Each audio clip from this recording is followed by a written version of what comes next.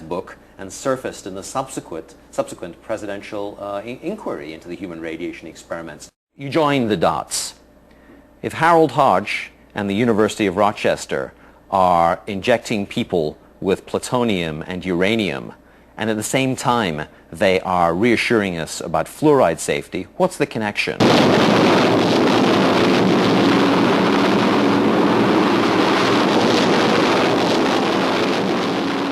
So what was the connection?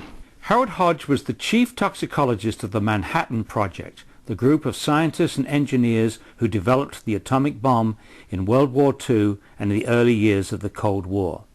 Hodge was responsible for investigating the toxicity of many of the chemicals used in the production of the atomic bomb, and one of the chemicals of major concern was fluoride. The Manhattan Project needed enormous quantities of fluoride to make nuclear weapons, to make the bomb that was dropped on Hiroshima. So the Manhattan Project were concerned about fluoride toxicity.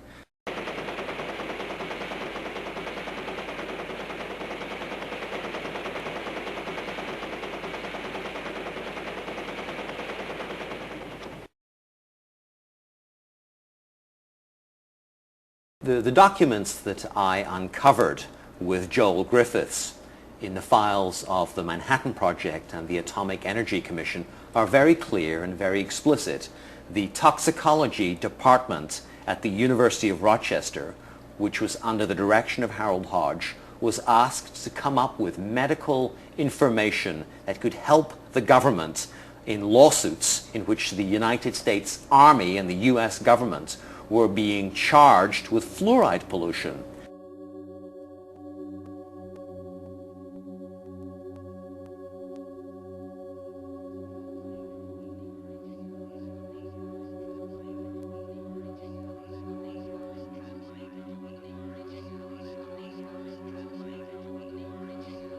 As has now been revealed by declassified government documents, the publication of scientific information collected by Atomic Energy Commission scientists such as Harold Hodge that could increase the chance of litigation against the bomb program by workers or downwind communities was forbidden. If water fluoridation was found to be harmful, then the US bomb program, as well as many other fluoride polluting industries, would have been open to massive litigation. So there's not a hope that Harold Hodge would ever say that water fluoridation was dangerous or that fluoride in small doses was toxic, because if Harold Hodge were to say that, it would have pulled the rug out from under the US Army and from under the project to build nuclear weapons.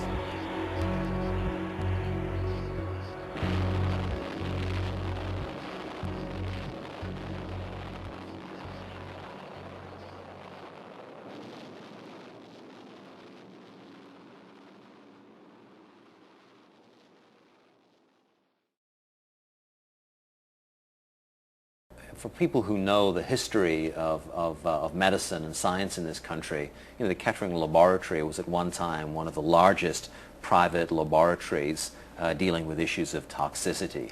It was a very well-funded laboratory, and its director, Robert Kehoe, was a very senior figure in the public health establishment. Today, we know Kehoe's name best for his career-long defense of the safety of adding lead to gasoline. Kehoe spent a professional lifetime from his pulpit at the Kettering Laboratory assuring the nation that lead added to gasoline was entirely safe. Of course, that's been thoroughly discredited. The toll of health injuries, of neurological injuries to children alone from adding lead to gasoline is almost incalculable, and for that we really can thank Dr. Robert Kehoe. He soldiered on lead's behalf for his professional lifetime, and he did so being paid by the Ethyl Corporation, who were the makers of tetraethyl lead. The same job that Robert Kehoe did laundering lead's image on industry's behalf, he did for fluoride. Kehoe, along with Harold Hodge, was a leading defender of fluoride safety in the workplace and he also was a leading promoter of water fluoridation. Robert Kehoe and the Kettering Institute, on behalf of industry and the National Institute of Dental Research, compiled an extensive bibliography of abstracts on fluoride's toxicity and the role of fluoride in public health.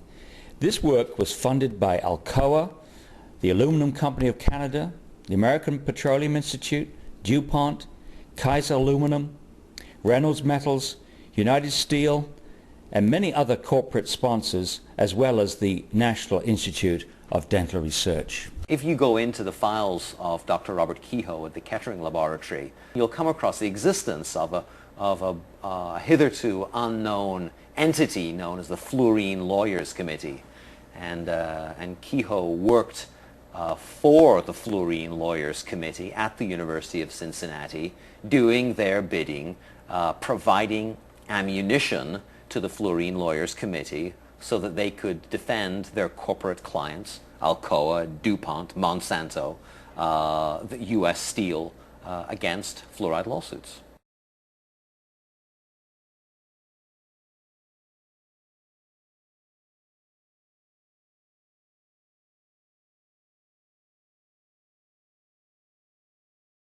In Robert Kehoe's files, there is a medical study which was a state-of-the-art $100,000 study in which beagle dogs were given fluoride to breathe in conditions which approximated the working conditions for men and women in the aluminum industry or in any fluoride industry.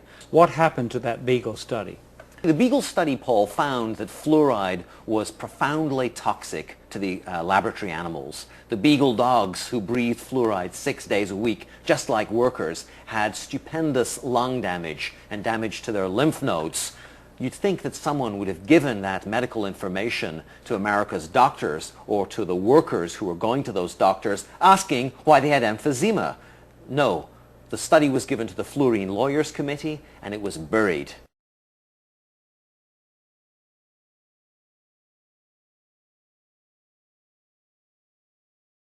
The book makes clear for the first time that the selling of fluoride to the American public was done by the best in the business, by the father of public relations, Edward Bernays. Edward Bernays is Sigmund Freud's nephew, and he was a Machiavellian genius, small in size, yet cast a towering shadow over the 20th century. Bernays understood that there was a liberal sentiment coursing through the 20th century, and that if you could hitch your commercial wagon to that star, then you could make your clients a lot of money. In 1916, Bernays had suffragettes march in the Easter parade in New York City holding cigarettes as torches of liberty. And he cooked up that scheme on behalf of the American Tobacco Company and its director, George Hill, who was paying Bernays's salary. Well, my book uncovers correspondence between Bernays and the National Institutes of Dental Research. Bernays was asked to come to Washington by the NIDR to help create their PR campaign to sell fluoride to the nation. Bernays understood that people have an unconscious trust in their doctor or their dentist, and if you can persuade doctors and dentists that fluoride is safe and good, then you're able to reach the rest of the nation. People believe their doctors and dentists, and that was a way of promoting fluoride for Bernays.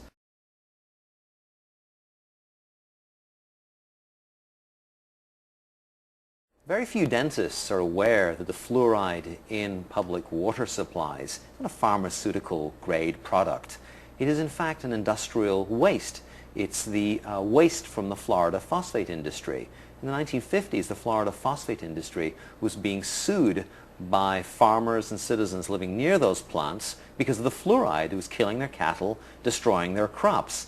You know, the Florida phosphate industry today is prevented from having to dispose of its industrial effluent in a toxic waste dump by the device of shipping that in tanker trucks around the country and dumping it in our water supply.